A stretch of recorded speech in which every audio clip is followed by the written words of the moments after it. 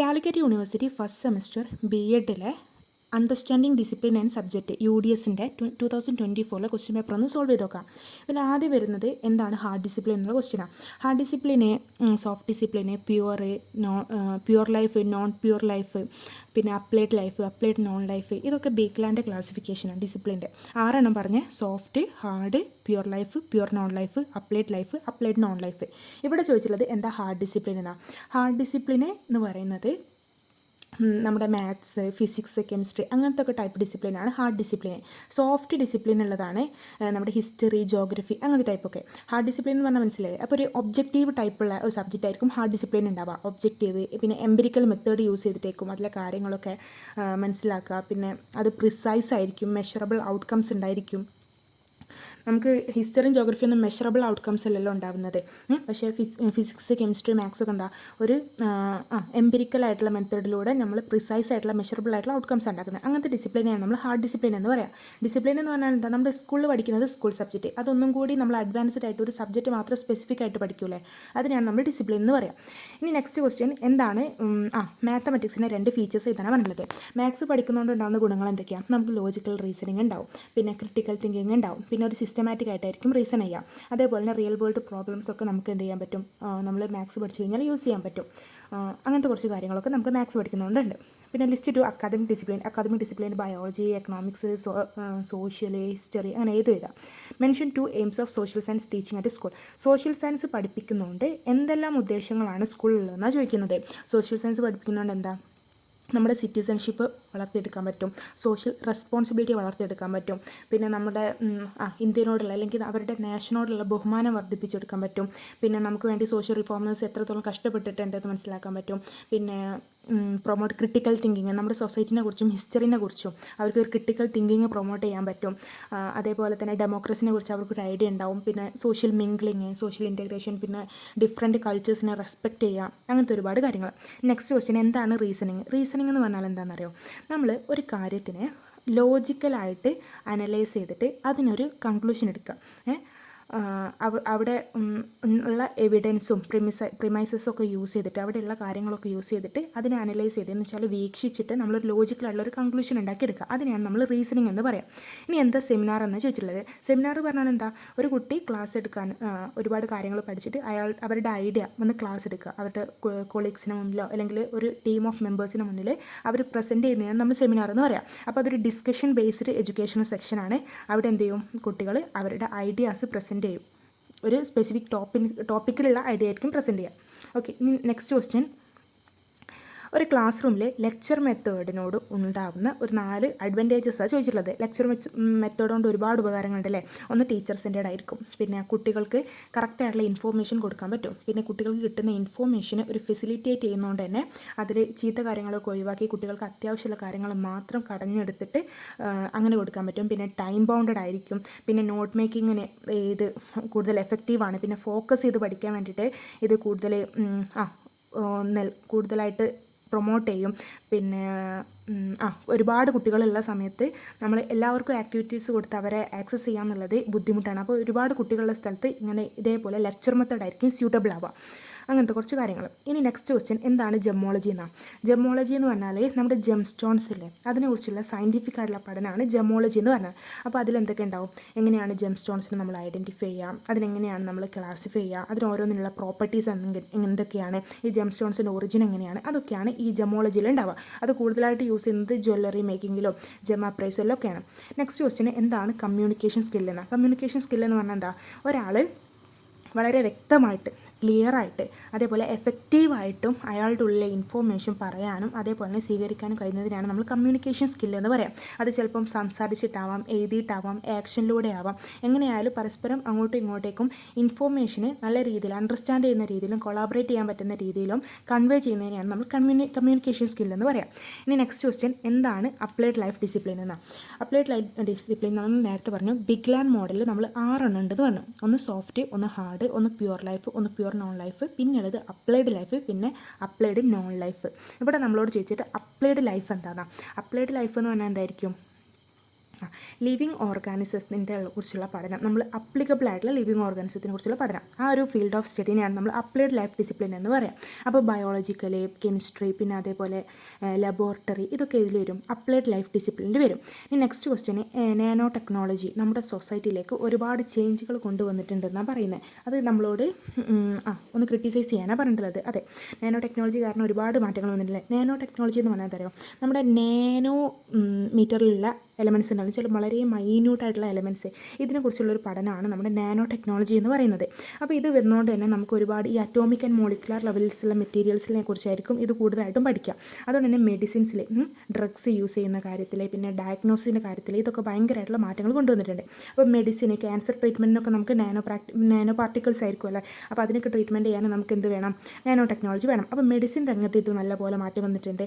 അതേപോലെ തന്നെ ഈ ഇലക്ട്രോണിക്സിൻ്റെ കാര്യം എടുക്കുകയാണെന്നുണ്ടെങ്കിൽ നമ്മൾ ട്രാൻസിസ്റ്റേഴ്സ്, സെൻസേഴ്സ്, അതേപോലെ തന്നെ എനർജി കൺസപ്ഷനൊക്കെ കുറക്കാൻ വേണ്ടിയിട്ടുള്ള കാര്യങ്ങൾ ചെയ്യാൻ വേണ്ടിയിട്ട് ഈ ഇങ്ങനെയുള്ള സ്ഥലത്തൊക്കെ നമ്മൾ ഡിവൈസസ് വളരെ ചെറിയ മിനിയേച്ചർ ഫോമുല ഡിവൈസസ് യൂസ് ചെയ്യുന്നത്. അവിടെയൊക്കെ നമുക്ക് എന്ത് വേണം? നാനോ ടെക്നോളജി വേണം. അപ്പോൾ മെഡിസിൻ്റെ കാര്യം പറഞ്ഞു, ഇലക്ട്രോണിക്സിൻ്റെ കാര്യം പറഞ്ഞു. അതേപോലെ തന്നെ എൻവയോൺമെൻറ്റിൽ നമ്മൾ യൂസ് ചെയ്യുന്നത് എവിടെയാണെന്ന് വെച്ചാൽ നമ്മുടെ വാട്ടർ പ്യൂരിഫയർ, അവിടെ നമ്മൾ നാനോ ടെക്നോളജി യൂസ് ചെയ്യുന്നുണ്ട്.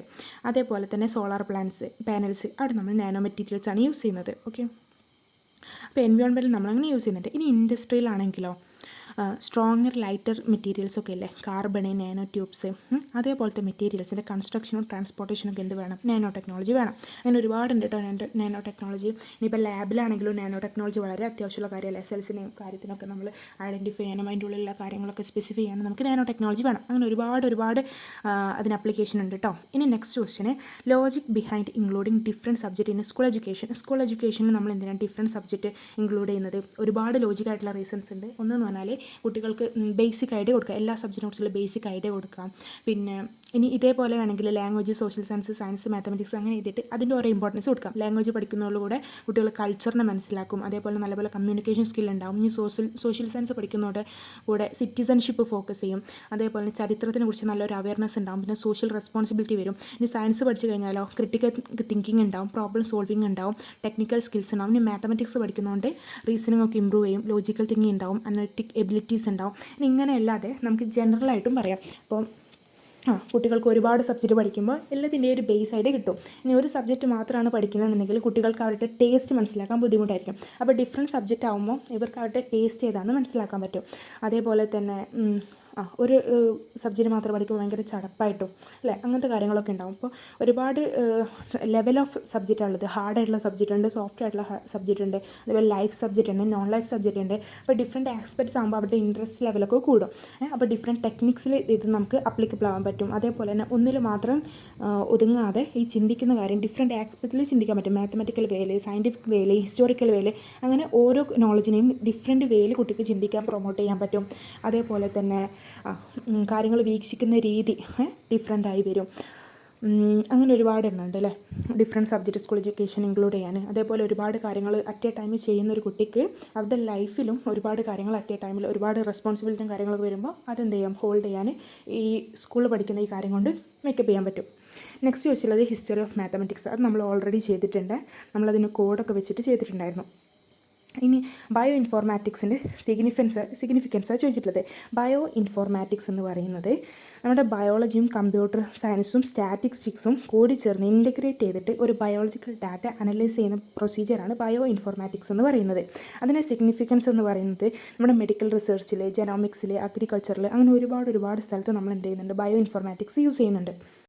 ഇപ്പോൾ സിമ്പിളായിട്ട് പറയുകയാണെന്നുണ്ടെങ്കിൽ നമ്മൾ എന്ത് ചെയ്യുന്നു, ഒരു ബയോളജി ഡാറ്റ എടുക്കുന്നു, എന്നിട്ട് ഒരുപാട് ഡാറ്റ നമ്മളെ കയ്യിലുണ്ട്. അപ്പം നമ്മൾ എന്ത് ചെയ്യുന്നറിയോ, നമ്മുടെ കമ്പ്യൂട്ടർ സയൻസ് യൂസ് ചെയ്തിട്ട് അതിനെ ഒരു പാറ്റേൺ ആക്കി മാറ്റി, എന്നിട്ട് നമ്മൾ സ്റ്റാറ്റിസ്റ്റിക്സ് യൂസ് ചെയ്തിട്ട് അതിനെന്ത് ചെയ്യുന്ന ഒരു ടാബുലാർ ഫോമിലൊക്കെ ആക്കി മാറ്റിയിട്ട് നമുക്ക് പെട്ടെന്ന് കണ്ടു കഴിഞ്ഞാൽ ഓക്കെ ഈ ഒരു ടൈം ആകുമ്പോൾ ഇത്ര കൂടിയിട്ടുണ്ട്, ഈ ഒരു ടൈം ആകുമ്പോൾ ഇത്രയാണ് കുറവ്, അല്ലെങ്കിൽ ഇത്ര മാറ്റങ്ങളുണ്ട് എന്ന് മനസ്സിലാക്കാൻ പറ്റുന്ന രീതിയിലേക്ക് മാറ്റൂലേ, അതിനെയാണ് നമ്മൾ ബയോ ഇൻഫോർമാറ്റിക്സ് എന്ന് പറയുക.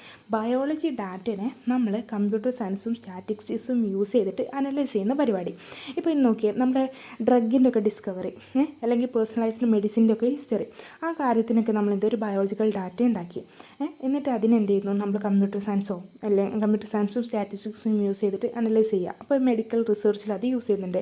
അതേപോലെ ജീൻസുകൾ, നമ്മൾ ജനറ്റിക് ഡിസോർഡേഴ്സൊക്കെ നമ്മൾ പറയാറില്ലേ, അപ്പോൾ അതൊക്കെ കണ്ടുപിടിക്കാൻ എന്ത് സഹായിക്കും? ബയോ ഇൻഫോർമാറ്റിക്സ് സഹായിക്കും. അതേപോലെ തന്നെ അഗ്രികൾച്ചറിൽ ക്രോപ്പിൻ്റെ ഇമ്പ്രൂവ്മെൻറ്റ്, ഡിസീസിന് റെസിസ്റ്റൻസ്, ഇതൊക്കെ നമുക്ക് അതിൽ നിന്ന് കണ്ടുപിടിക്കാൻ പറ്റും. ഇനി next question, advantages of discussions in education institutions. ഈ ഡിസ്കഷൻ എന്ന് പറഞ്ഞാൽ കുട്ടികൾ പരസ്പരം സംസാരിക്കാനുള്ള അവസരങ്ങൾ കൊടുക്കുക. അപ്പോൾ ഏത് തരം ഡിസ്കഷനും ആവാം. അപ്പോൾ കുട്ടികൾ ടീച്ചർ ഇപ്പോൾ എന്തെങ്കിലും ഒരു ടോപ്പിക് ഇട്ട് കൊടുത്തിട്ട് കുട്ടികൾ അത് ഡിസ്കസ് ചെയ്യുന്നതാവാം. അപ്പോൾ ഏത് തരത്തിലുള്ള ഡിസ്കഷനും കൊണ്ട് എന്തൊക്കെ അഡ്വാൻറ്റേജസ് ആണ് ഒരു എഡ്യൂക്കേഷൻ ഇൻസ്റ്റിറ്റ്യൂഷൻ ഉള്ളതെന്നാണ് ചോദിക്കുന്നത്. അപ്പോൾ ഒരുപാടെണ്ണുണ്ട്. ക്രിട്ടിക്കൽ തിങ്കിങ് ഇമ്പ്രൂവ് ചെയ്യും അല്ലേ, നമ്മൾ ഒരാൾ അയാളുടെ അഭിപ്രായങ്ങൾ പറയാനുള്ളൊരു വേദിയാണ് അവിടെ ഒരുക്കി കൊടുക്കുന്നത്. അതേപോലെ തന്നെ ഓരോരുത്തരും ചിന്തിക്കുന്ന രീതി എങ്ങനെയാണ്, ഓരോരുത്തരുടെ കാഴ്ചപ്പാട് എങ്ങനെയാണെന്ന് മനസ്സിലാക്കാൻ പറ്റും. അതേപോലെ കുട്ടികളുടെ കമ്മ്യൂണിക്കേഷൻ സ്കില്ല് ഇമ്പ്രൂവ് ചെയ്യും അല്ലേ, ഉള്ളിലുള്ള കാര്യങ്ങൾ പുറത്തേക്ക് കൺവേ ചെയ്യാൻ കുട്ടികൾ നല്ലപോലെ അവിടെ പ്രാക്ടീസ് ചെയ്യും. അതേപോലെ തന്നെ കുട്ടികൾക്കിടയിൽ ടീം വർക്ക് കൊളാബറേറ്റ് ചെയ്യും. അതേപോലെ തന്നെ ഇപ്പോൾ ലോ ലേണേഴ്സ് ആയിട്ടുള്ള കുട്ടികളും ഹൈ ലേണേഴ്സ് ആയിട്ടുള്ള കുട്ടികളും എല്ലാവരും അതിലുണ്ടാവും. അപ്പോൾ ഇതേപോലെ കാര്യങ്ങൾ എൻഗൾഫ് ചെയ്യാൻ പറ്റുന്ന കുട്ടികൾ അത് നല്ലപോലെ എൻകറേജ് ചെയ്യും ഇതേപോലത്തെ ഡിസ്കഷന്. ഇനി അവർ ഇതേപോലെ ഡിസ്കഷൻ കഴിഞ്ഞ് കഴിഞ്ഞാൽ ഏതൊരു മാറ്ററിനെ അവർ കണ്ടു കഴിഞ്ഞാലും അവർ ഇതേപോലെ ഡിസ്കഷൻ ചെയ്യുമ്പോൾ എന്തൊക്കെ പോയിൻറ്റ്സുകൾ അതിലുണ്ടാവും എന്നുള്ളൊരു കാഴ്ചപ്പാടിലായിരിക്കും അവർ കാണാം. അപ്പോൾ ഏതൊരു കാര്യത്തിനും അവർ ക്രിട്ടിക്കലായിട്ട് തിങ്ക് ചെയ്യാൻ തുടങ്ങും. ഇനിയിപ്പോൾ നെക്സ്റ്റ് ഈ ടോപ്പിക്ക് വന്നു കഴിഞ്ഞാൽ ഞാൻ എന്തെല്ലാം പോയിൻറ്റ്സുകളായിരിക്കും ഇതിൽ പറയാം, അതേപോലെ ക്രിട്ടിക്കൽ തിങ്കിങ് ചെയ്യാൻ തുടങ്ങും. അതേപോലെ ഇത് ഒരു ടീച്ചറുടെ ഫെസിലിറ്റിയിൽ നടക്കുന്ന കാര്യമാണ് ഡിസ്കഷൻസ് കൂടുതലുണ്ടാവുക. അങ്ങനെയാണെന്നുണ്ടെങ്കിൽ ഇതെന്ത് ചെയ്യും, ഒരു കറക്റ്റ് ഓർഡറിൽ തന്നെ പോകും. പിന്നെ ഇതിന് ഒരു ബൗണ്ടറി ഇല്ല ഈ ഡിസ്കഷന്, അവർ ഏത് അറ്റം വരെയും പോകാം. അതുകൊണ്ട് തന്നെ ഒരു ബൗണ്ടറി ഇല്ലാത്തതുകൊണ്ട് തന്നെ ഇവർ ചിന്തിക്കുന്ന രീതിയും ഇവരുടെ കാഴ്ചപ്പാടൊക്കെ എത്ര അറ്റം വരെയും ഇത് പോകാം. ഓക്കെ, അപ്പോൾ ഇതൊക്കെ ഇതിൻ്റെ അഡ്വാൻറ്റേജസ് ആണ് കേട്ടോ. ഇനി next question, scientific attitude and scientific ടെമ്പറിൻ്റെ ഇമ്പോർട്ടൻസ് എന്താണെന്നാണ് ചോദിക്കുന്നത്. സയൻറ്റിഫിക് ആറ്റിറ്റ്യൂഡ് നമ്മുടെ ക്യൂരിയോസിറ്റിനെയും ഓപ്പൺ മൈൻഡഡ്നെസ്സിനെയും സ്കെപ്റ്റിസിനെയും ഒക്കെ എംഫസൈസ് ചെയ്യുമെന്നാണ് പറയുന്നത്. സയൻറ്റിഫിക് ആറ്റിറ്റ്യൂഡ് എന്ന് പറഞ്ഞാൽ എന്താ പറയുക, നമ്മൾ ഏതൊരു കാര്യത്തിനെയും സയൻറ്റിഫിക് ആയിട്ടുള്ള രീതിയിൽ കാണാം. ഇപ്പോൾ ഒരു പ്രശ്നം വന്നു കഴിഞ്ഞാൽ അല്ലെങ്കിൽ ഒരു മാറ്റർ വന്നു കഴിഞ്ഞാൽ ആദ്യം നമ്മൾ എന്ത് ചെയ്യും, ആ ഒരു കാര്യത്തിൻ്റെ പ്രോസ് ആൻഡ് കോൺസ് നോക്കും, നല്ലതും ചീത്തയും നോക്കും. ഇനി അത് നമ്മൾക്ക് മാറ്റേണ്ടതാണ് അല്ലെങ്കിൽ അതിനെക്കുറിച്ചൊന്ന് അനലൈസ് ചെയ്യേണ്ടതാണെന്നുണ്ടെങ്കിൽ നമ്മൾ ആദ്യം അതിനൊന്ന് സിസ്റ്റമാറ്റിക്കായിട്ട് അനലൈസ് ചെയ്യും. എന്തൊക്കെയാണ് കാര്യങ്ങൾ, എന്തൊക്കെ എവിഡൻസുകളാണ് ഉള്ളത്, എന്തൊക്കെ കാര്യങ്ങൾ വെച്ചിട്ടാണ് ഇത് കണക്ട് ചെയ്യുന്നത്, അങ്ങനെ ഒരു സിസ്റ്റമാറ്റിക്കായിട്ട് അത് അനലൈസ് ചെയ്യും. അനലൈസ് ചെയ്ത് കഴിഞ്ഞിട്ട് പിന്നെ അതിനെ ഇവാലുവേറ്റ് ചെയ്യും. ഇവാലുവേറ്റ് ചെയ്യുമ്പോൾ ഇങ്ങനെയൊക്കെയാണെങ്കിൽ ഇന്ന കാര്യങ്ങൾ, ഇനി ഈ കാര്യങ്ങളൊക്കെ ചെയ്ത് കഴിഞ്ഞാൽ ഇങ്ങനെയൊക്കെ വരും. അങ്ങനെ നമ്മൾ ഇവാലുവേറ്റ് ചെയ്ത് എന്നിട്ട് നമ്മൾ സിസ്റ്റമാറ്റിക്കായിട്ടൊരു റിസൾട്ട് ഫൈൻഡ് ചെയ്യും. ഇതിനെയാണ് നമ്മൾ സയൻറ്റിഫിക് ആയിട്ടുള്ള ആറ്റിറ്റ്യൂഡ് എന്ന് പറയുന്നത്. ഇനി സയൻറ്റിഫിക് ടെമ്പർ എന്ന് പറഞ്ഞാൽ എന്താ പറയുക, നമ്മൾ സയൻറ്റിഫിക് ആറ്റിറ്റ്യൂഡിലെ കാര്യങ്ങൾ വീക്ഷിക്കാനുള്ള നമ്മുടെ ആ ഒരു ത്വരയുണ്ടല്ലോ, അതിനെയാണ് സയൻറ്റിഫിക് ടെമ്പർ എന്ന് പറയുന്നത്. അപ്പോൾ ഈ ഒരു സയൻറ്റിഫിക് ടെമ്പർ ഉണ്ടെങ്കിൽ മാത്രമേ നമ്മൾ സൊസൈറ്റി നല്ല രീതിയിൽ പ്രോഗ്രസ് ചെയ്യുള്ളൂ. അതേപോലെ തന്നെ അന്ധവിശ്വാസം പോലത്തെ കാര്യങ്ങളൊക്കെ കോമ്പീറ്റ് ചെയ്യാൻ ഒരു തലമുറ റെഡി ആവുള്ളൂ എന്നുള്ളതാണ്.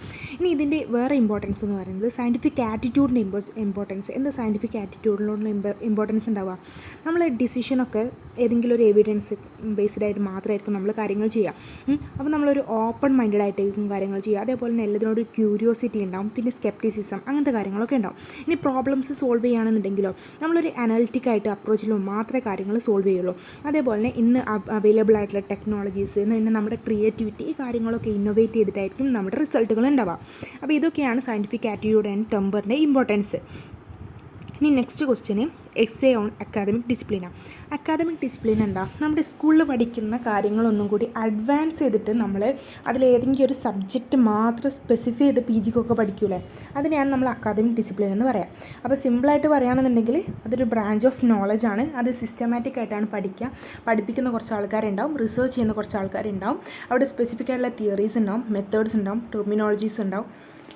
അതേപോലെ തന്നെ കുറച്ച് എക്സ്പേർട്സ് ഇവരുടെ ഗ്രോത്തിന് വേണ്ടിയിട്ട് ഓൾവേസ് കോൺട്രിബ്യൂട്ട് ചെയ്തുകൊണ്ടേയിരിക്കും. ഇതിനെയാണ് നമ്മൾ അക്കാദമിക് ഡിസിപ്ലിൻ എന്ന് പറയാം.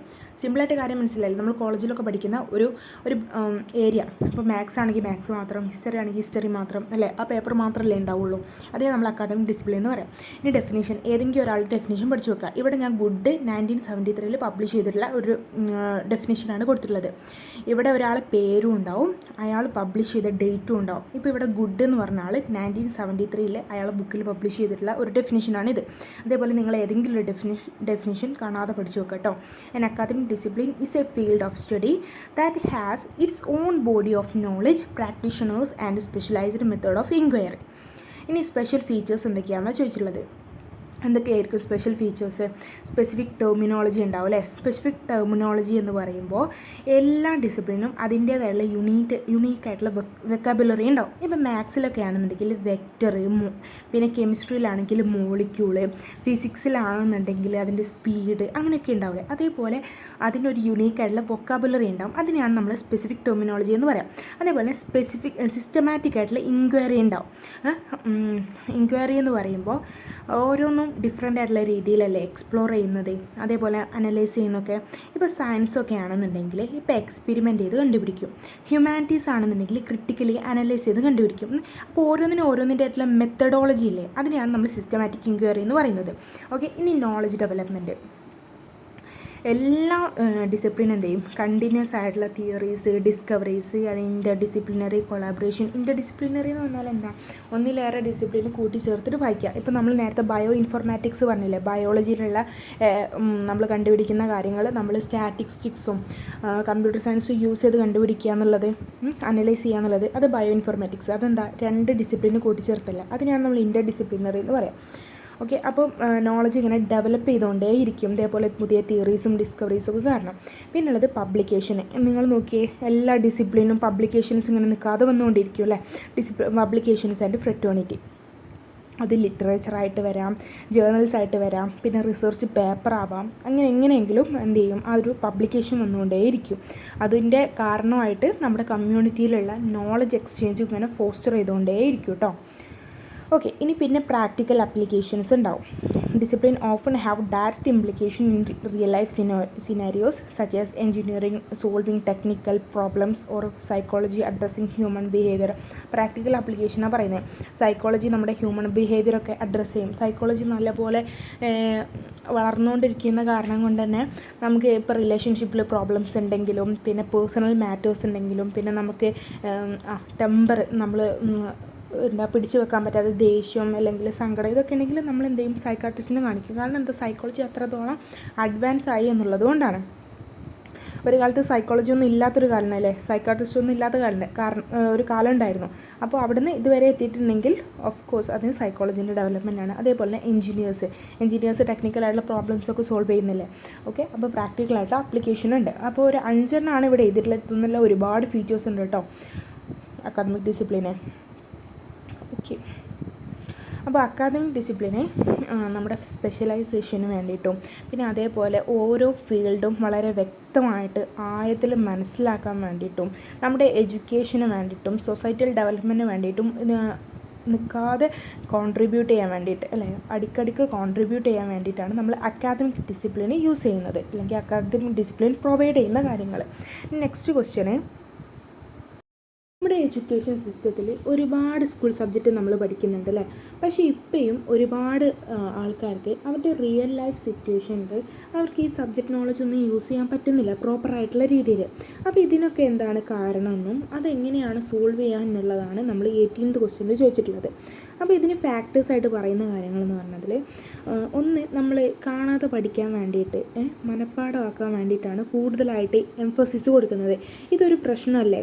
നമ്മൾ പ്രാക്ടിക്കൽ ആപ്ലിക്കേഷന് വേണ്ടിയിട്ട് അപ്പോൾ നമുക്ക് യൂസ് ചെയ്യാൻ പറ്റുമോ? കാണാതെ പഠിക്കുന്ന കാര്യങ്ങൾ അതൊരു ടൈം പീരീഡ് കഴിഞ്ഞ് അത് മറന്നുപോകും, അതൊരു പ്രശ്നമാണ്. അതേപോലെ തന്നെ നമ്മൾ സബ്ജക്റ്റ് പഠിക്കുന്ന സമയത്ത് നമ്മൾ റിയൽ വേൾഡ് നമ്മുടെ ചുറ്റും നടക്കുന്ന കാര്യങ്ങൾ നോക്കിയിട്ട് വേണം നമ്മളത് അപ്ലൈ ചെയ്ത് വേണം പഠിക്കാൻ. പക്ഷെ അതൊക്കെ കുറവാണ്, അതുകൊണ്ട് അതൊരു പ്രശ്നമാണ്. നമ്മുടെ കരിക്കുലത്തിലൊക്കെ അത് വളരെ കുറവാണ് എന്നുള്ളത് ഒരു പ്രശ്നമാണ്. പിന്നെ ഉള്ളത്, ടീച്ചേഴ്സ് അവരുടെ നല്ല രീതിയിൽ പഠിപ്പിക്കാത്ത, അല്ലെങ്കിൽ അവരുടെ മെത്തേഡിൻ്റെ രീതി, കുട്ടികൾ കൂടുതൽ എൻഗേജ് ആവാത്ത രീതി, അവരുടെ ക്രിട്ടിക്കൽ തിങ്കിങ്ങിന് കൂടുതൽ പ്രാധാന്യം കൊടുക്കാത്ത രീതി, ഈ ഒരു ഇന്നെഫക്റ്റീവ് പെഡഗോഗി എന്നാണ് പറയുന്നത്. കുട്ടികളെ പഠിപ്പിക്കുന്ന രീതിയിലുള്ള ഒരു ഇന്നെഫക്റ്റീവ്നെസ്, അതൊരു കാരണമാവാം.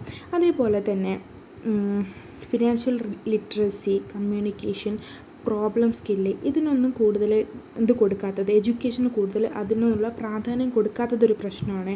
അതേപോലെ തന്നെ മാർക്സ് ബേസ്ഡാണ് നമ്മൾ ഇന്ന് എന്ത് ചെയ്യുന്നത്, എഡ്യൂക്കേഷൻ സിസ്റ്റം ഉള്ളത്. അപ്പോൾ ഇത് മാർക്സ് ബേസ്ഡാണ്, കൂടുതൽ മാർക്ക് കിട്ടാൻ ഉള്ള മെത്തേഡായി ഇവർ നോക്കുക. നോളജ് കൂടുതലായിട്ട് അക്യൂർ ചെയ്യുന്ന മെത്തേഡിനേക്കാളും കൂടുതൽ നോളജ് കൂടുതലായിട്ട് അപ്ലൈ ചെയ്യാൻ പറ്റുന്ന രീതിയിൽ അക്യൂർ ചെയ്യാൻ പറ്റുന്നതിന് പകരം ഇവർ ഇതേപോലെ റോഡ് മെമ്മറൈസ് ചെയ്തുകൊണ്ടോ അല്ലെങ്കിൽ കോപ്പി അടിച്ചുകൊണ്ടോ അല്ലെങ്കിൽ അങ്ങനത്തെ ഏതെങ്കിലും ഒരു കുറുക്ക് വഴിയിലൂടെ ആണ് കൂടുതലും എന്ത് ചെയ്യുന്നത് ഇവർ നോളജ് അക്വയർ ചെയ്യുന്നത്. അതൊരു പ്രശ്നമല്ലേ. അതേപോലെ ഒരുപാട് പ്രശ്നമുണ്ട് കേട്ടോ. പിന്നെ നല്ല രീതിയിൽ ഫെസിലിറ്റീസ് ഇല്ലാത്തത്, പിന്നെ നല്ല രീതിയിൽ പ്രോപ്പറായിട്ടുള്ള ടീച്ചർ ട്രെയിനിങ് ഇല്ലാത്തത്, പിന്നെ ഇപ്പോൾ എന്തൊക്കെയാണ് പ്രശ്നങ്ങൾ, പിന്നെ ഈ കാസ്റ്റ് ഡിസ്ക്രിമിനേഷന്, പെൺകുട്ടികൾക്ക് കൂടുതലായിട്ട് ആക്സസ് ചെയ്യാൻ പറ്റാത്തത്, പിന്നെ ചൈൽഡ് ലേബർ പോലത്തെ കാര്യങ്ങൾ, പിന്നെ ഇത് പഠിച്ച് കഴിഞ്ഞിട്ടും ഒരുപാട് കാലം പഠിക്കണമല്ലേ, 10th +2 അങ്ങനെ ഒരുപാട് കാലം പഠിക്കണം. ഇത്രയും തോന്നെ കാലങ്ങൾ പഠിച്ചിട്ട് ഒരു ക്വാളിഫിക്കേഷൻ എന്നുള്ളതിന് പകരം ഒരു ഫിനാൻഷ്യൽ സപ്പോർട്ട് നമുക്ക് ഈ എഡ്യൂക്കേഷൻ സിസ്റ്റത്തിന് കൊടുക്കാൻ പറ്റുന്നില്ലല്ലോ. അപ്പോൾ പാരൻസ് എന്ത് ചെയ്യും, റിലക്റ്റ് ചെയ്യും. പിന്നെ സേഫ്റ്റി ഇഷ്യൂസ്, പിന്നെ അവരുടെ ഏരിയയിൽ സ്കൂള് ഇല്ലാത്ത പ്രശ്നങ്ങളൊക്കെ ഉണ്ടാവും അല്ലേ. ഇന്ത്യയിൽ ഒരുപാട് സ്ഥലത്ത് റൂറൽ ഏരിയാസിലൊന്നും സ്കൂളുകളില്ലാത്ത പ്രശ്നങ്ങളുണ്ട്. അപ്പോൾ അങ്ങനത്തെ പ്രശ്നങ്ങൾ, പിന്നെ അങ്ങനെ ഒരുപാട്. പിന്നെ ഈ വലിയ പ്രശ്നം എന്ന് പറഞ്ഞാൽ എഡ്യൂക്കേഷൻ കൊണ്ടുള്ള ഉപകാരം എന്താണ്, എന്തിനാണ് പഠിക്കുന്നത് എന്നറിയാത്ത ആൾക്കാരുണ്ടാവും. നമ്മൾ സ്കൂളിലേക്ക് പോകണമെന്ന് പറയുമ്പോൾ എന്തിനാണ് സ്കൂളിലേക്ക് പോകുന്നതെന്ന് അറിയാത്ത ആൾക്കാരുണ്ടാവും. അതൊക്കെ ഇതിൻ്റെ ഫാക്ടേഴ്സാണ് കേട്ടോ. ഇനി അതിനുള്ള റെക്കമെൻഡേഷൻ എന്താ, ഇതിന് ഈ ഓരോന്നിനും ഓരോ റെക്കമെൻഡേഷൻ നമുക്ക് എഴുതാൻ പറ്റും. ഇപ്പോൾ റോഡ് ലേണിങ് കാണാതെ പഠിക്കുന്നത് ഒരു പ്രശ്നമാണെങ്കിൽ നമ്മൾ എന്ത് ചെയ്യുക, കൂടുതലായിട്ട് പ്രാക്ടിക്കൽ മെത്തേഡ് യൂസ് ചെയ്തിട്ട് കുട്ടികളെ പഠിപ്പിക്കുക. അതെ. പിന്നെ അടുത്ത പ്രശ്നം നമ്മൾ എന്താ പറഞ്ഞത്, റിയൽ വേൾഡ് പ്രോബ്ലംസിനെ എംഫസൈസ് ചെയ്യാത്ത രീതിയിലാണ് കുട്ടികളെ പഠിപ്പിക്കുന്നതെന്ന് പറഞ്ഞു. അപ്പോൾ നമ്മൾ എന്ത് ചെയ്യുക, റിയൽ വേൾഡ് പ്രോബ്ലംസ്, അവരുടെ ചുറ്റുമുള്ള പ്രോബ്ലംസ് കുട്ടികളോട് പറഞ്ഞു കൊടുത്തിട്ട് അതിനെ എംഫസൈസ് ചെയ്യുന്ന രീതിയിൽ എന്ത് ചെയ്യുക, കരിക്കുലം പ്രിപ്പയർ ചെയ്ത് കുട്ടികൾക്ക് എന്ത് ചെയ്യുക, പറഞ്ഞു കൊടുക്കുക. പിന്നെ കരിക്കുലം അതൊരു പ്രശ്നം കേട്ടോ. ഓവർലോഡഡ് കരിക്കുലം ഒരു പ്രശ്നമാണ്. പിന്നെ അതേപോലെ തന്നെ കുട്ടികളെ ചുറ്റുപാടിന് കൂടുതൽ എംഫസൈസ് ചെയ്യാത്ത രീതിയിലുള്ള കരിക്കുലം അത് പ്രശ്നമാണ്. ഓക്കെ. അപ്പോൾ അത് രണ്ടും നമുക്ക് എന്ത് ചെയ്യാൻ പറ്റും, റെക്കമെൻഡേഷനിൽ എന്ത് പറയാൻ പറ്റും, ഓവർലോഡ് ആവാത്ത കരിക്കുലം നോക്കാനും പിന്നെ കുട്ടികളെ കൂടുതലായിട്ട് എൻകറേജ് ചെയ്യുന്ന രീതിയിലുള്ള കരിക്കുലം പ്രിപ്പയർ ചെയ്യാനും അതേപോലെ കണ്ടിന്യൂറ്റി ഉള്ള രീതിയിലും. പിന്നെ നമ്മൾ സ്പൈറൽ കരിക്കുലം ഇല്ലേ, സ്പൈറൽ കരിക്കുലം എന്ന് പറഞ്ഞാൽ ആദ്യം ഒരു ബേസ് ആയിട്ടുള്ള കാര്യം പഠിക്കും, പിന്നെ അടുത്ത സെഷനിൽ എന്ത് ചെയ്യും, അത് റിവൈസ് ചെയ്തിട്ട് ഒന്നും കൂടി അഡ്വാൻസ് ആയിട്ടുള്ള കാര്യങ്ങൾ പഠിക്കും. പിന്നെ നെക്സ്റ്റ് സെഷനിൽ നമ്മൾ ഇത് മൊത്തം റിവൈസ് ചെയ്തിട്ട് പിന്നെ ഒന്നുകൂടി അഡ്വാൻസ് ആയിട്ടുള്ള കരിക്കുലം പഠിക്കും. അങ്ങനെ സ്പൈറൽ കരിക്കുലം ആക്കാൻ. പിന്നെ നമ്മൾ ഇന്നെഫക്റ്റീവ് പെഡഗോജി പറഞ്ഞില്ലേ, എന്ന് വെച്ചാൽ ട്രഡീഷണൽ ടീച്ചിങ് മെത്തേഡ്, കുട്ടികളെ ക്രിട്ടിക്കൽ തിങ്കിങ് ഫെയിൽ ആവുന്ന രീതിയിലാണ് ടീച്ചേഴ്സ് പഠിപ്പിക്കുന്നതെന്ന് പറഞ്ഞില്ലേ. അപ്പോൾ നമ്മൾ എന്ത് ചെയ്യുക, ടീച്ചർ ട്രെയിനിങ്, ടീച്ചറായി സ്കൂളിലേക്ക് കയറി കഴിഞ്ഞാലും ഒരു നിശ്ചിത ടൈം പീരീഡിൽ എന്ത് ചെയ്യുക, ടീച്ചേഴ്സിന് ട്രെയിനിങ് കൊടുക്കുക. അതേപോലെ തന്നെ ടീച്ചർ ഇതിന് ക്വാളിഫൈഡ് ആണോ അല്ലെങ്കിൽ ടീച്ചേഴ്സിൻ്റെ അടുത്ത് എന്തെങ്കിലും ഫോൾട്ട് വരുന്നുണ്ടോ എന്നത് കണ്ടിന്യൂസ് ആയിട്ട് എന്ത് ചെയ്യുക, ഇവാലുവേറ്റ് ചെയ്യുക. അങ്ങനത്തെ കാര്യങ്ങൾ കൊടുക്കാം. പിന്നെ സ്കിൽ ഗ്യാപ്പ് പറഞ്ഞു, നമ്മൾ ലിറ്ററസി, കമ്മ്യൂണിക്കേഷൻ, പ്രോബ്ലം സോൾവിങ് ഇതേപോലത്തെ കാര്യങ്ങൾ എഡ്യൂക്കേഷന് ഇമ്പോർട്ടൻസ് കൊടുക്കുന്നില്ല എന്ന് പറഞ്ഞു. അപ്പോൾ എന്ത് ചെയ്യുക, ഇമ്പോർട്ടൻസ് കൊടുത്തുകൊണ്ട് നമ്മൾ എഡ്യൂക്കേഷൻ കൊടുക്കുക. പിന്നെ നമ്മൾ പറഞ്ഞത് എന്താ, മാർക്സിനാണ് കൂടുതൽ ഇമ്പോർട്ടൻസ് കൊടുക്കുന്നത്. കാര്യങ്ങൾ മനസ്സിലാക്കുന്നത് അത് അപ്ലൈ ചെയ്യുന്ന രീതിയേക്കാൾ കൂടുതൽ മാർക്സിനാണ് ഇമ്പോർട്ടൻസ് കൊടുക്കുന്നത്. അപ്പോൾ നമ്മൾ എന്ത് ചെയ്യുക, ഗ്രേഡ് സിസ്റ്റത്തിലേക്ക് മാറ്റുക. അത് തന്നെ കുട്ടികൾ മനസ്സിലാക്കാനും അപ്ലൈ ചെയ്യാവുന്ന രീതിയിലുള്ള കാര്യങ്ങൾ കരിക്കുലത്തിൽ ഇൻക്ലൂഡ് ചെയ്യുക. അങ്ങനത്തെ കാര്യങ്ങളൊക്കെ ചെയ്യാം. ഓക്കെ. അപ്പോൾ ഇത്രയാണ് നമ്മുടെ ഈ ഒരു ക്വസ്റ്റ്യൻസ് ഉള്ളത് കേട്ടോ UDSലെ.